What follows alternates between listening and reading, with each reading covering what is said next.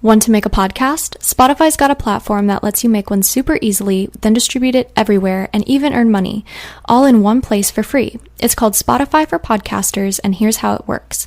Spotify for Podcasters lets you record and edit podcasts right from your phone or computer, so no matter what your setup is like, you can start creating today. Then you can distribute your podcast to Spotify and everywhere else podcasts are heard.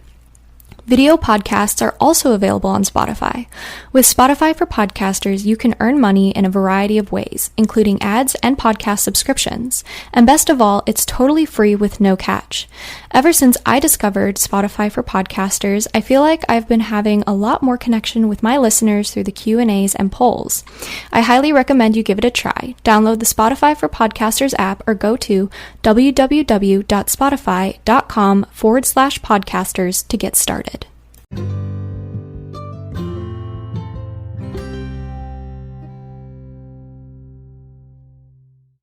Hi everyone, I'm Amber Rose, the Religious Hippie, and welcome to A Catholic's Perspective. For those of you just finding this podcast, let me tell you a little about myself.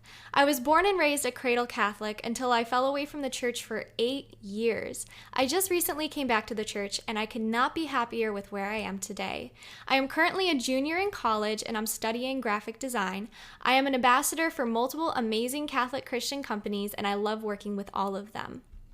Now, some of you may already know me from my popular Religious Hippie social media channels, such as TikTok, YouTube, Facebook, Twitter, and Instagram. I have all kinds of Catholic content on there, so don't forget to go check those out. So the reason I wanted to start a podcast was so that I'd be able to have a longer format which people could listen to from wherever they are.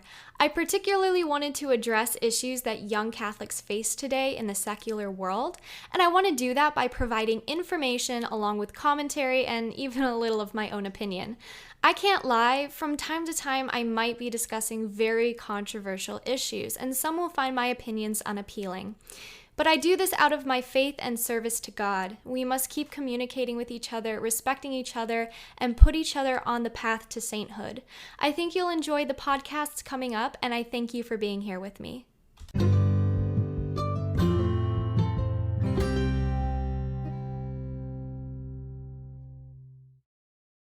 Hey everybody, welcome back to my podcast. Today we're going to be discussing a very cool conversion story. I have my friend Keith Nestor with me here. He's the executive director of Down to Earth Ministries. He's the author of the book Convert's Guide to Roman Catholicism, Your First Year in the Church.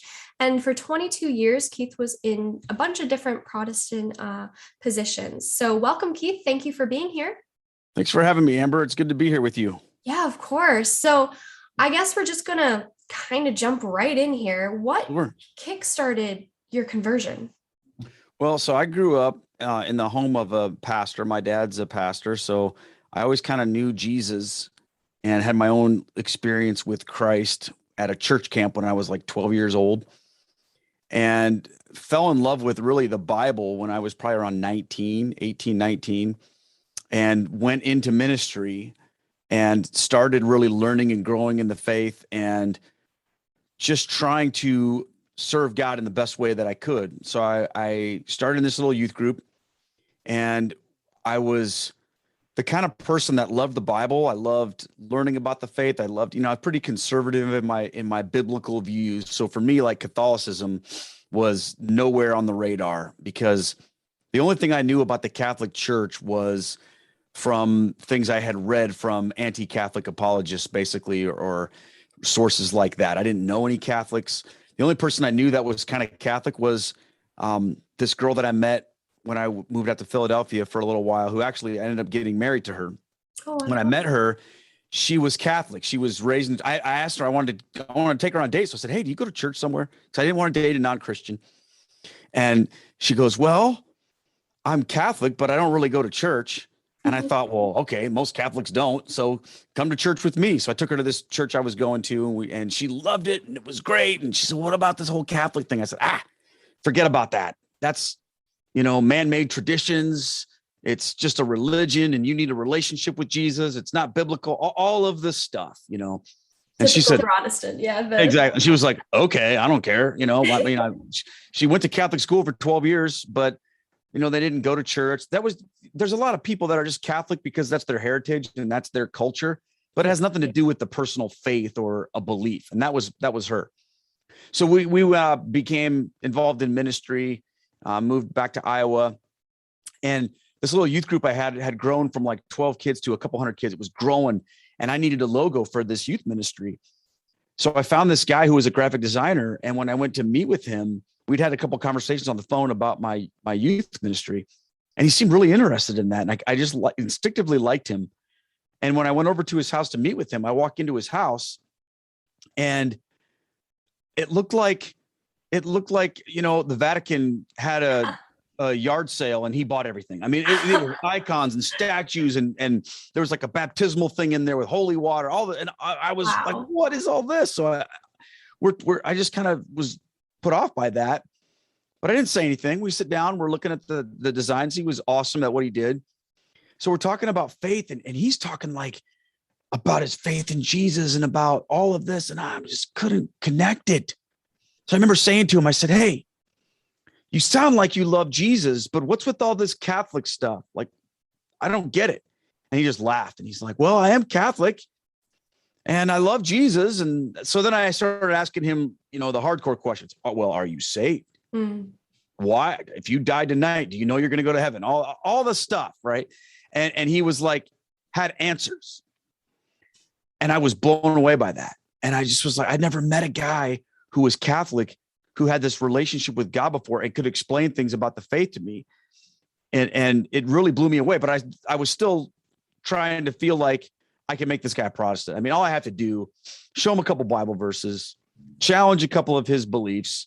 He obviously doesn't know that much about the Bible if he's Catholic, for crying out loud. So this will be easy pickings for me, but it sure wasn't. And by the end of that conversation, I was like, man, I bit off more than I can chew here. But I was fascinated by what he was saying. And I remember he before I left his house, he said, here, before you go, I want to give you something. He goes, this guy was like you, only worse. And he became a Catholic. And he hands me the VHS copy of which is way before your time, Amber, of the Scott Hahn conversion story. And I'm like, what is this? I'd never heard of a convert to the Catholic faith. Like, who would do that? Only somebody who didn't know anything, right? Well, then I watched Scott Hahn's conversion story. I'm like, this guy knows a lot. He knows way more than I do about everything that I think I know everything about. and he knows it all. And yet he's a Catholic. What in the world? That just blew me away. So it was through that my friend, his name's Devin, we would have these conversations. And basically the conversations turned into arguments because I was still trying to convince him that I was right, that he should leave the Catholic Church. And he was trying to convince me that he was right, that I should become Catholic. Now, we're both guys in our early 20s at this time, full of pride, arrogance, and a belief that we know the truth, which that's a bad combination. And we would just battle it out. We would just war and argue. And I remember there were a couple times where we would like go to lunch and then be on the street corner in each other's faces, yelling. People probably thought we were going to fight until they could hear our conversation. It was like, no, Mary wasn't a virgin. Yes, she was. No, she wasn't. I mean, it was ridiculous. But that's what we did for years. And at one point in time, I remember he asked me to meet this guy who was from his church. And I thought, okay, what's this all about? We go to lunch, and this guy, his name's Greg. He sits me down. He says, Keith, my daughter goes to your youth group. And I thought, oh man, I'm in trouble. This Catholic guy whose Catholic daughter comes to my Protestant youth group, and he's here. He brought me here to yell at me. And he goes, I just want to thank you for what you've done for her. She's alive in her faith like she's never been before. And I want to thank you for your ministry. And I was like, what is going on here? And he says, and I'd like to invite you on an all expenses paid trip to Europe to come with me. And Devin's coming too. And some other folks, we're going to go to Rome, and we're going to go to a place called Medjugorje. And I don't know anything about that, but I just heard Rome free. What's the catch? Right. So I went on this trip with all these Catholics, and, I didn't know anything about the Virgin Mary. I didn't know anything about Marian apparitions or whatever, all that stuff. I just went to to this place. But this was tell you what, this was like the first time in my life I'd ever been around Catholics who were worshiping Jesus through Mary and their Marian devotion. And that made an impression on me. I wasn't ready to become Catholic when I got home from that trip, but I had a greater sense of where I had maybe had some misconceptions. Everything I'd seen, and people are pretty intense over there when it comes to Marian devotion, but I never saw anybody worship Mary. What I did see was Catholics who loved to pray and acted like going to church was like they just won $1 million. We get to go to mass. We get to go to. I'm like, didn't we already do that yesterday? Why are we going? I'm like, I go to church once a week, and I work there, and they're like, oh, we have mass every day, and then we're gonna have this thing called adoration, and I'm like, are we literally when do we get to go do the fun stuff? But for them, that was the fun stuff, and that blew me away, Amber. I was like, wow, these Catholics. First of all, they know how to pray, but they also they know how to party too, which, and I don't mean anything bad by that. I just mean they had so much fun together in their faith, and it was just like this thing that I really was jealous. I'm like, I wish I could do that. I wish I had a faith like that. So we went home and we continued in our relationship, our arguing, and there was a point in time. There was one point where I really felt like called to become Catholic. And I remember calling my buddy Devin and saying that to him. And I'm like, I just feel like the Lord's calling me to become Catholic. And I thought he was going to be like, oh, I told you so, blah, blah, blah. But he was very cool about it. But then when I started to think about what that would mean for my life practically, I'm in ministry. That's my job. I have 3 kids now. I'm married. Obviously, I have all this stuff going on. I got this exploding youth group that was at one point in time like the biggest in the state of Iowa. And everything's going awesome. Why would you screw that up, God? Why would, God, you can't possibly want me to become Catholic, because that would mean I would have to do X, Y, Z. And then what am I going to do? And I was afraid, really, ultimately. So I was just like, nope, not doing it. And I turned my back on it, and a lot of bad things happened in my life later on. I ended up stepping out of ministry for a couple years in a church setting anyway. And I had to really learn some hard lessons, because one of the things that had happened to me was I had become so wrapped up in my identity as, well, I'm God's man because I can do this stuff for God. And when you have your identity in Christ based on who you are and what you're doing, that's a bad idea. But that happens a lot to guys in ministry, especially if they experience some level of success at it. It's like, oh, look at me, I'm something special here. And that's the disaster waiting to happen. And, in my life, there were some disasters, but a few years ago, I would say I wound up coming to a church in the city I live in now, which is Cedar Rapids, Iowa.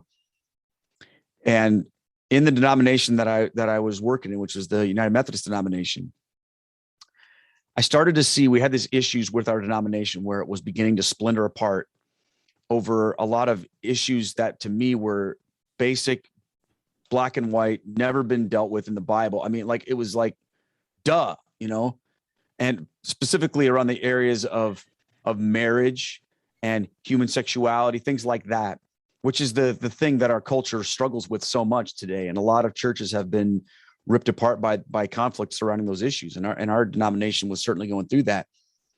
And as I found myself trying to put together a case for why our denomination should do what I thought was the right thing to do, I had to appeal to Scripture.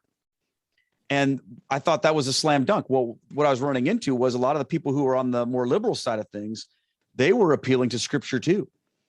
And they were, well, the Bible says there is no male or female, and Jesus says, love everybody. I mean, all the stuff that everyone says to try to justify what they want to do.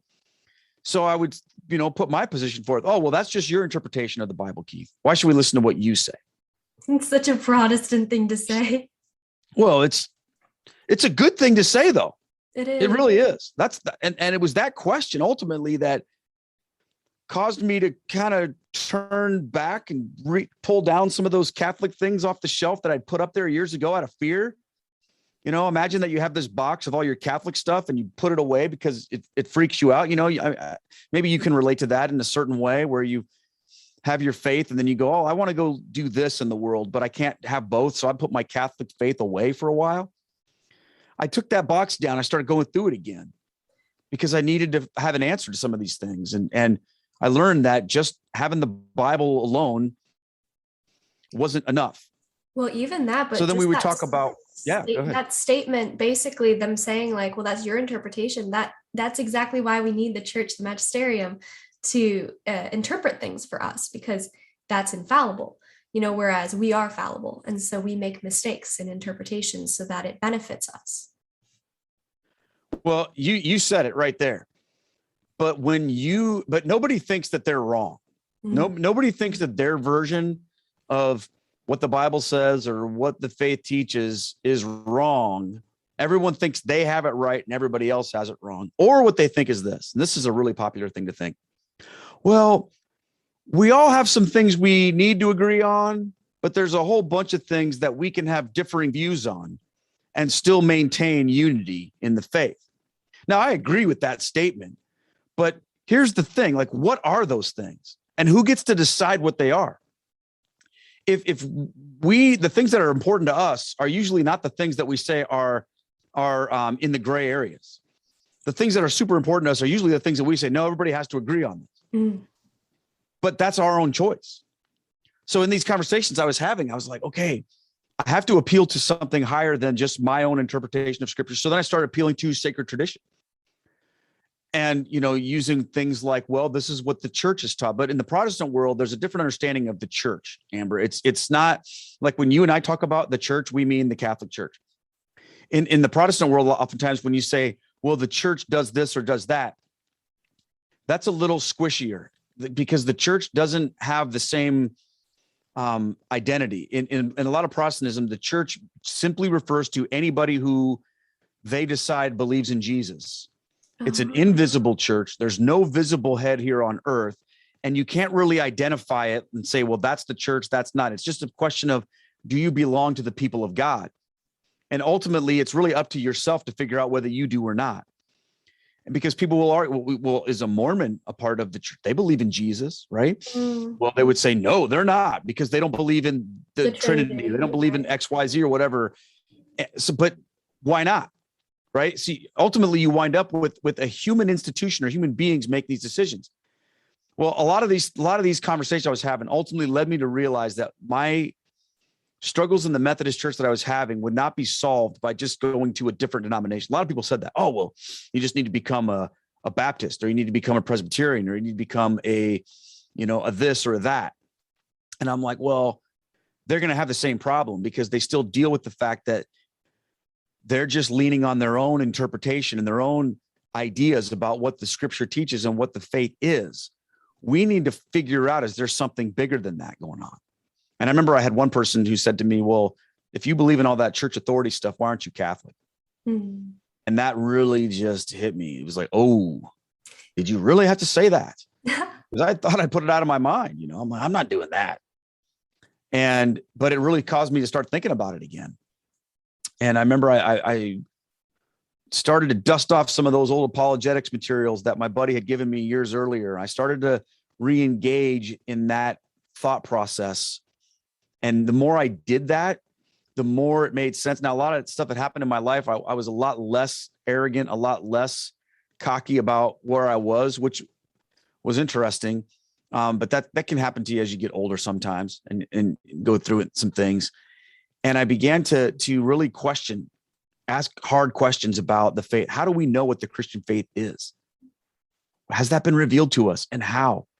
And a lot of these answers are leading me back in time to the church fathers, to the history of the Catholic faith, to the authority of that. So that really kind of opened my mindset back up to this conversation. And then, a few other things happened along the way that led me to a moment in time where I just knew that God was calling me to let everything go and join the Catholic Church. It was hard. I was afraid. I was scared. I didn't know what I could do. I mean, by this time, my kids are older, obviously, that are 15, 17, 19 at the time.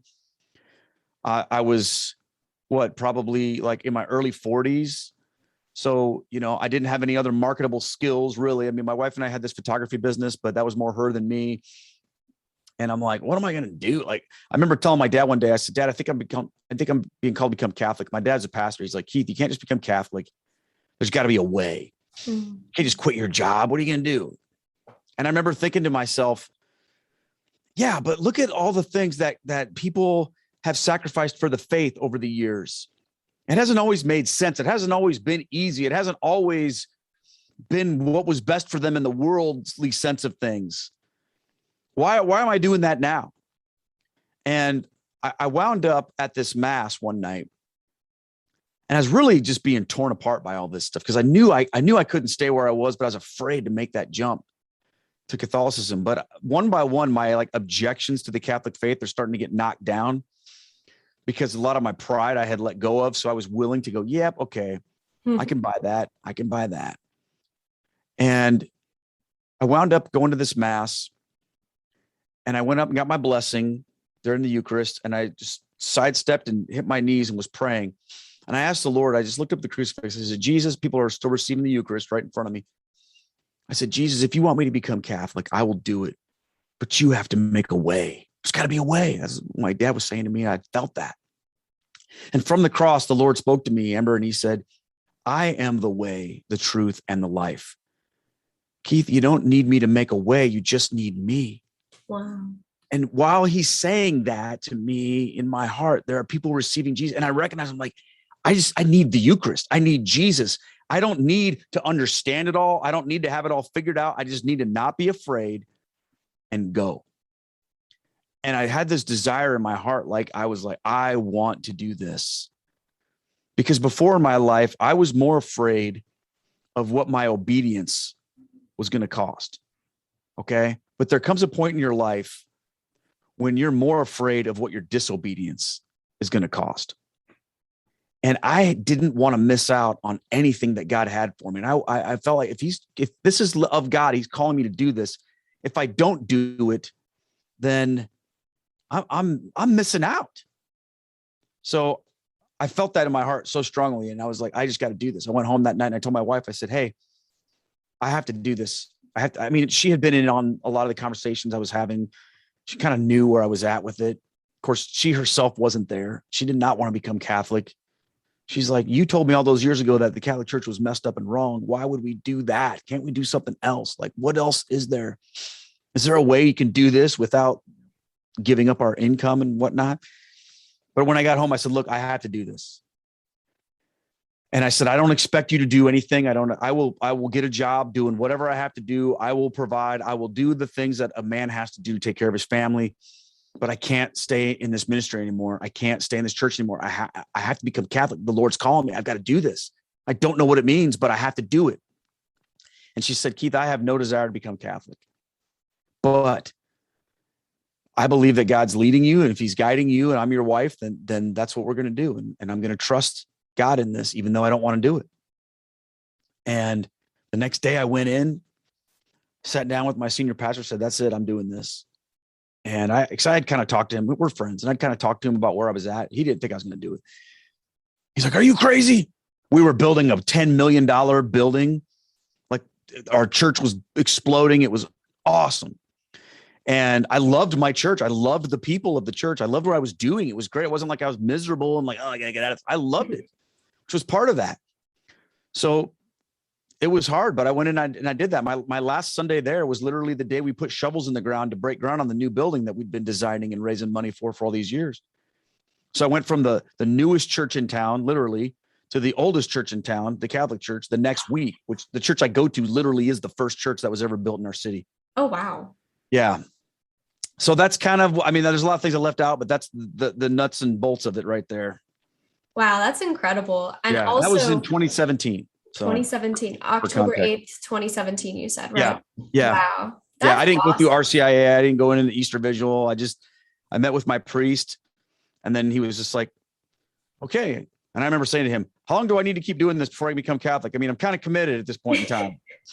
And he goes, you're ready whenever. So yeah, I love that about the priests and about doing the one-on-one kind of quote unquote RCIA kind of thing, where the priest actually schools you and tests you himself, so it's individual, so he can actually gauge.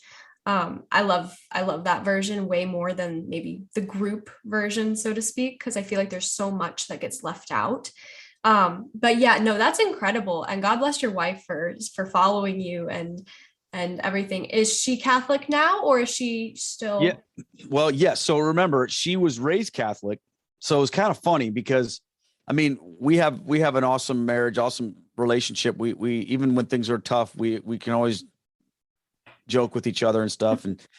And a couple things that were sort of important to this.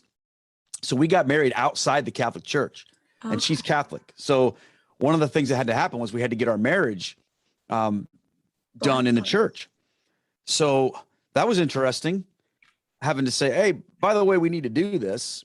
And she was like, "All right, wait a minute. Do I really have to marry you?" And I'm like, "Yeah, you kind of have to." But so we did that. But that was the thing. But the other thing that happened was when she was deciding that okay, so what do I have to do? I was going through all this stuff where I was meeting with the priest, doing all these things. I had to get my baptismal certificate, all this stuff. She just had to go to confession once. I love that. That's hilarious. And she would make fun. She'd go, "Yeah, you have to do all this stuff." She says, "I'm just back in, but for her, the truth is, and she's got her own story that she could tell. And, she's done that. It was a really, really difficult process for her. She did not want to do it. And when we came into the church, like our kids, we said, "Look, you guys can do what you want. We know this is hard for you." And it was, and is. They came to mass with us a couple times, and they just didn't get it. And I mean, they are truly children of the generation of, like I like to go to church because it's awesome. Mm, And there's a cool band. My daughter's a worship leader. I mean, we have contemporary worship. I mean, like to them, church has always been exciting. And now we're going to mass. They weren't like theologically driven, like, oh, the Eucharist, oh, the saint. They're just like, that song sucked. That guy's boring. These people here are grumpy. right. This is late. Like they were just, I mean, they were teenagers. So they weren't going to go. And we taught, and my priest, he said, "You can't force your kids to do this."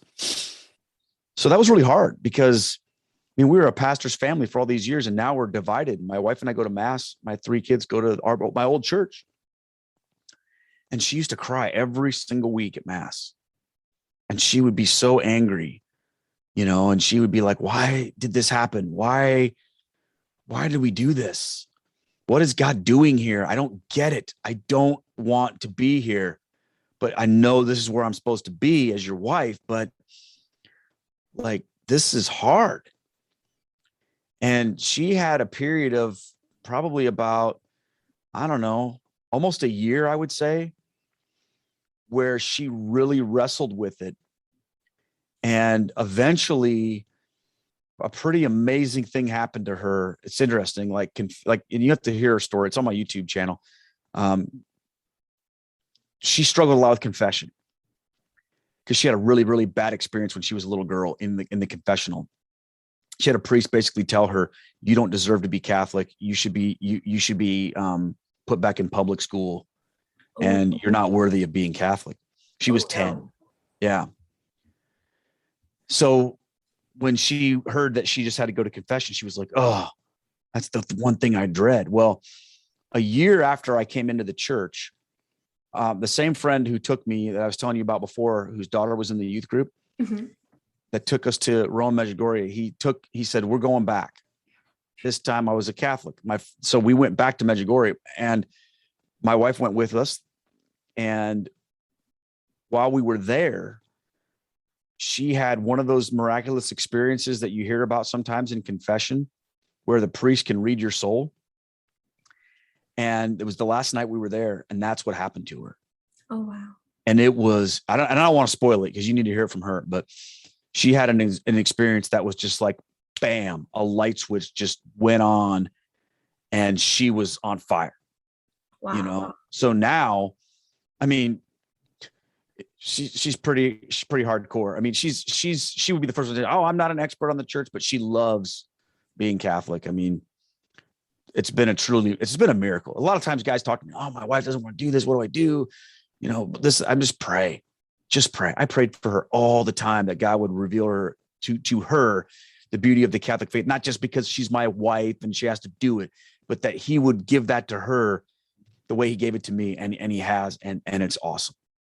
That's incredible. I mean, especially since she had such a bad experience, and then literally through that, like the one thing that she had that bad experience, to have that good experience, it's truly how So God redeeming. works. Yeah. It's incredible. And I guess just to kind of wrap all of this up with a nice little bow, do you have any advice for those who are looking to convert, are converting, or recent converts? Oh man, I have a lot of advice for that.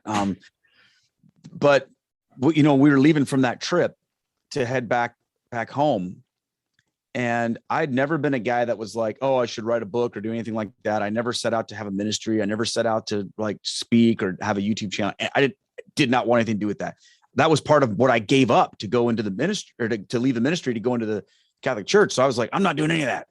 Well, on the way home from Croatia, we were on the bus, and it was like a lightning bolt hit me when we were praying. And like literally out of nowhere, the title of the book came to me, The Convert's Guide to Catholicism, Your First Year in the Church. And I'm like, I need to write a book for people who are making this transition, because I looked at it through some pretty interesting eyes, having been in Protestant ministry for so long. What's it like to make that transition? We had people that joined our church from the Catholics all the time, people that left the Catholic faith to become Protestant all the time, but I'd never seen anybody. And their transition was like, oh, this is so great, blah, blah, this, blah, blah, that, But what's it like to become Catholic? That's a whole different experience. And oftentimes people go through RCIA, they figure all this stuff out. They're like, well, okay, here I am. What do I do? Mm-hmm. And my advice is, there's a lot of things, but my advice is this: go slowly with a lot of things that you're trying to do. Sip it. Don't gulp it. You know what I mean? If that makes sense. I gulped it when I reverted back into my faith, and I burnt out so fast. It can happen so fast. You can get so overwhelmed by all the stuff that you have to do, by all the things that everyone says, oh, did you know about this novena? Did you know about this fast? Did you know about this apparition? Did you know about this scapular? Did you know about, and you're just like, whoa. And that happened to me, certainly. And I think sometimes a lot of people, like you said, you can get so overwhelmed that you're just like, okay, I put the brakes on. I don't know. So what I tell people, and that's really what my book is all about. It's about what you should do in your first year. And I encourage people to go slowly. So I'm like, look, figure out what you're going to be excited about right now, like in terms of a devotion, and work on that for a year. Don't try to convert the entire world by yourself in the first 10 minutes of your conversion. There's a lot of things I talk about in there, from how to find a church to how to understand the mass. Like, I guess my biggest thing would be this, and this would be my advice: learn what the Catholic Church teaches about everything that you can. So when you run into something and you don't understand it, find out an answer. Read the catechism, understand what is going on, learn the mass, learn why we do that, learn the why behind the what. That's only going to help you as you step in, because a lot of these things are so beneficial, but if you don't know what they're for, even though you're doing them, you're not getting the full benefit of that. So like, for example, praying the rosary for me has been a huge thing. But if it's just some robotic thing that you do because someone says you should, that's not going to help you. But if you engage in it fully in your heart, and you understand what's going on, and you meditate truly on these mysteries, and you get the intercession of our Blessed Mother, it'll change your life. So learn about everything that you're trying to do. And if something doesn't make sense, don't be afraid to go, I don't understand what that is. That little thing that we did at the beginning of the Mass where you did this, I don't understand what that's all about. Why do we do that? What do those symbols mean? Like, ask a lot of questions, go slowly. And one other thing I would say is this: if you don't already have it, you need to develop some really close relationships with people who are a little further in their faith than you are, so you can have some encouragement, so you can have someone that you can look to when you have questions or when things get difficult. Don't try to do it on your own. Yeah, I know when I first came back, I was doing 9 novenas. Oh at my goodness. once. Yeah, that's a lot. And then I also kind of, my whole religious hippie stuff kind of just took off right away. And so I was still learning quite a bit myself, and I had other people asking me questions, like deep theological questions. And I was like, well, I guess I have to know what this is then. And so it actually kind of pushed me to learn in a healthier manner than just like bombarding my brain with like everything Catholic. I would still watch Catholic videos, but they were more directed towards something. Somebody would ask me a question, and I'm like, if I didn't know the answer to it, I'd be like, well, I'm going to go research it. And then I'd research that for like a couple days or a few hours, depending on how crazy it was. And I would get back to them. I'm like, well, this is what I found. This is what the church teaches about this. And these are all the resources that I have for you. And through that, I was able to learn a lot about Catholicism. And so through being kind of just thrown into the pool of social media, I actually was able to learn a lot about Catholicism from my followers, which I find as a blessing. So it's really cool how it's so different. But I completely agree. If I would have gone slower, I feel like I would have had more appreciation for the things I was learning instead of just trying to learn everything at once. That's so important, but a lot of times we do that with everything in life, don't we? When we get excited about something, we want to learn everything there is to know about it. And that's a good thing, but just don't let yourself feel badly for what you don't know. Right. And the other thing I would say is this, and this is super important for Catholics: focus on the saints, not the sinners, because there are always going to be people around you, especially if you're a convert. You come into the Catholic Church and you think, oh, wow, dude, you're Catholic? You must be so awesomely holy because you're Catholic, right? I've been trying to get there for 10 years. Now I'm finally there. All right, high five. And he's like, what? There's so many people out there that just don't get it. They're lukewarm. I just call them medium, and that can be very discouraging because you think you're coming into the Catholic Church and it's like going to be this giant party of holiness and everyone's like together. And then you realize that, wow, that guy's Catholic and I don't even know if he really believes in Jesus.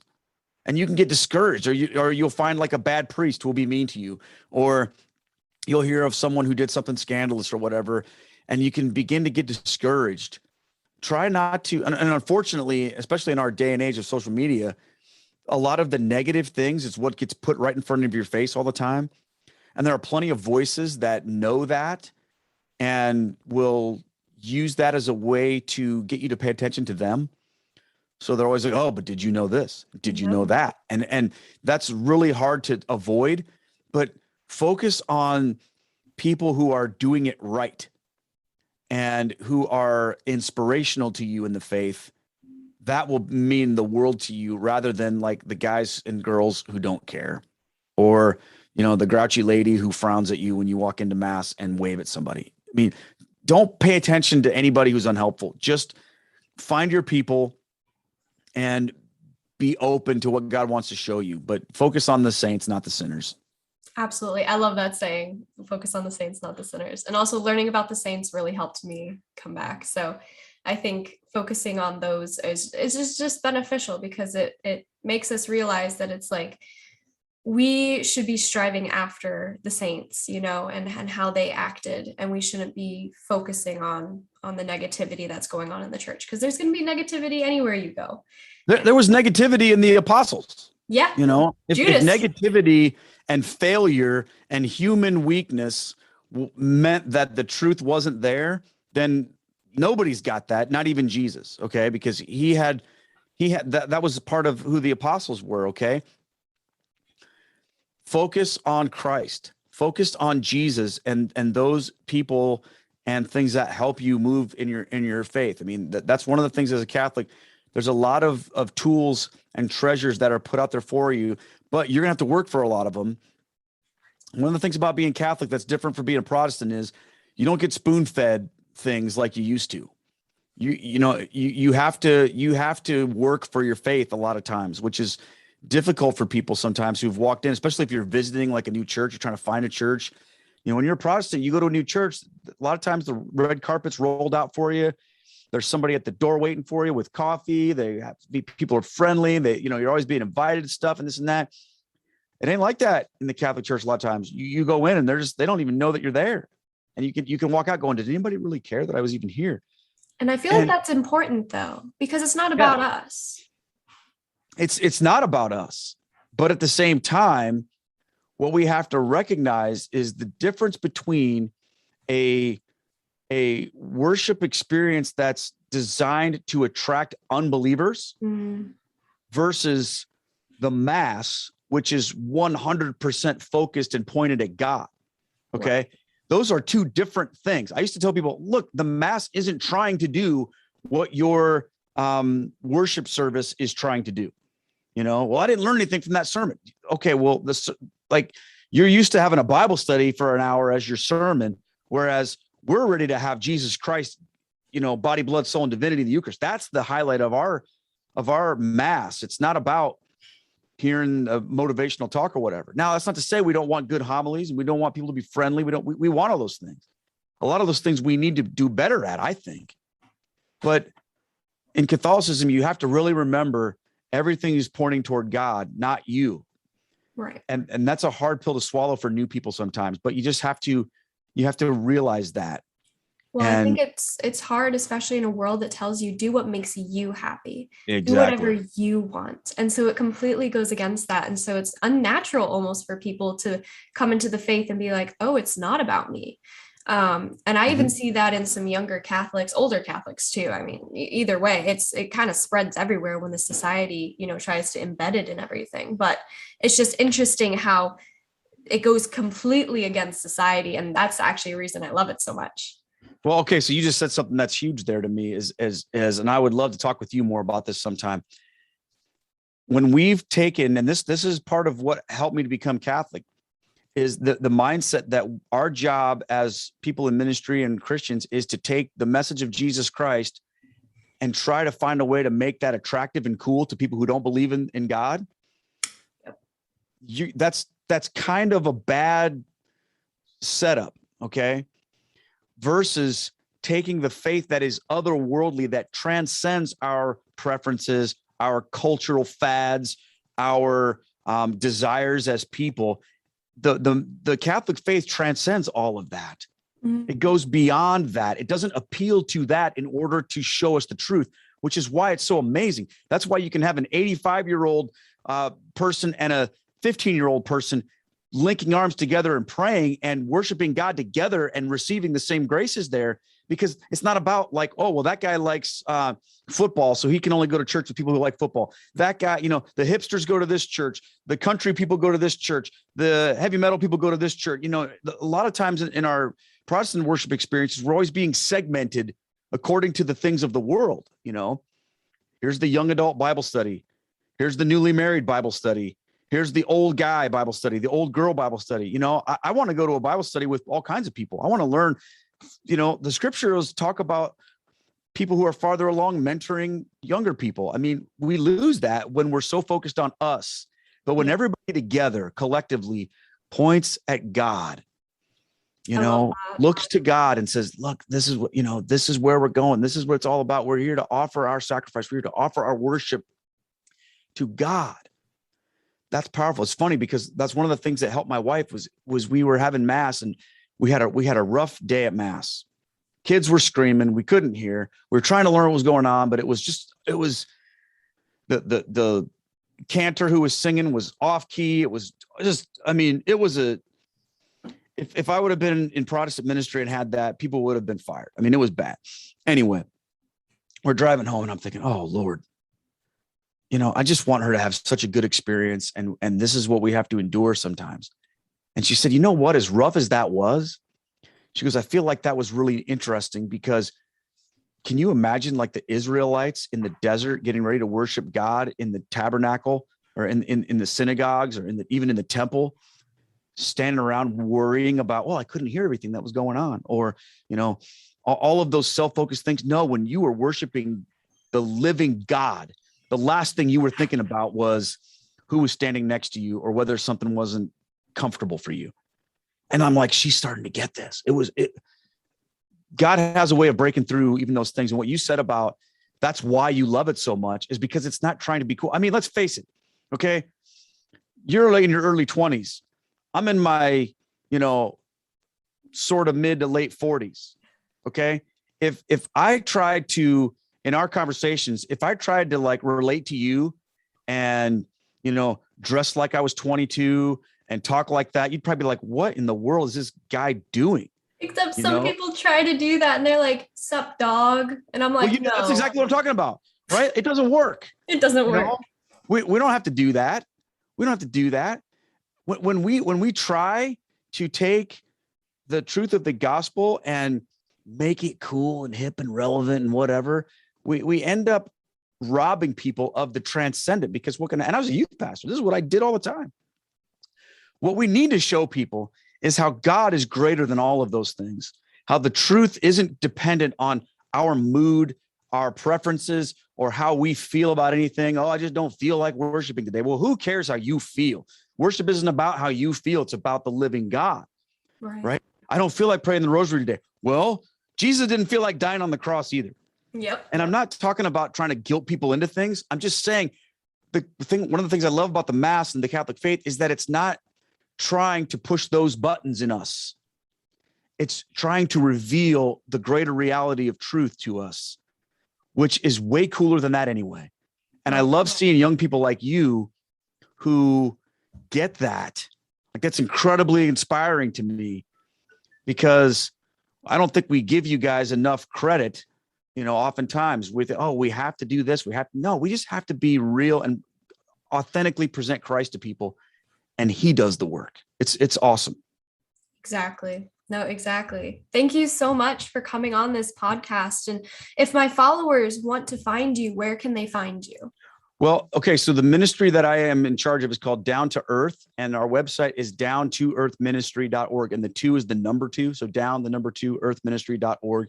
The best place to find me there is through there, or I'm pretty active on YouTube. I do a daily rosary live stream at 5 p.m. Central. And I've been doing that since March 18th, 2020.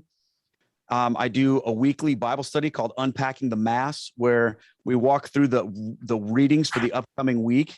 So I just do share some reflections, meditation on them. So that way, when you go to Mass, you've already read them and have thought about them. I make videos on YouTube a lot. I have a podcast called Catholic Feedback.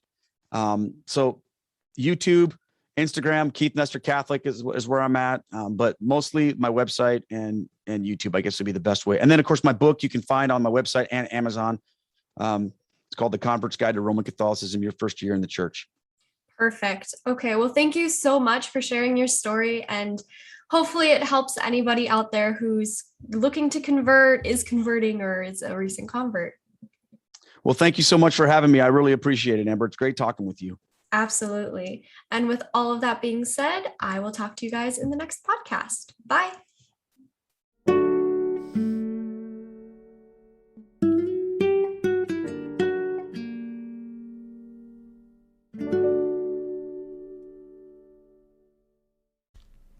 Do you have questions or comments about today's episode? Email me at thereligioushippie@gmail.com or leave a voice message at anchor.fm/thereligioushippie. I'd love to hear your thoughts. Thanks for listening. 'Tis the season to shine with H&M. Discover the holiday collection and find fashionable pieces for your wardrobe or for under the tree. Get inspired and dazzle with this year's glam. From tuxedo styles, bow detailed pieces, impressive prints, and more. From unforgettable looks to unforgettable gifts. With fashion finds to home decor, find it all at H&M. Treat your loved ones and yourself this season. Shop in-store or at hm.com.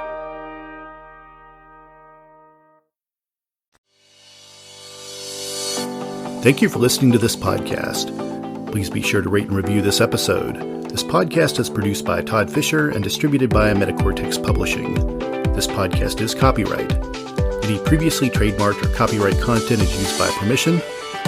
Information and opinions stated in this podcast should not be construed as medical advice.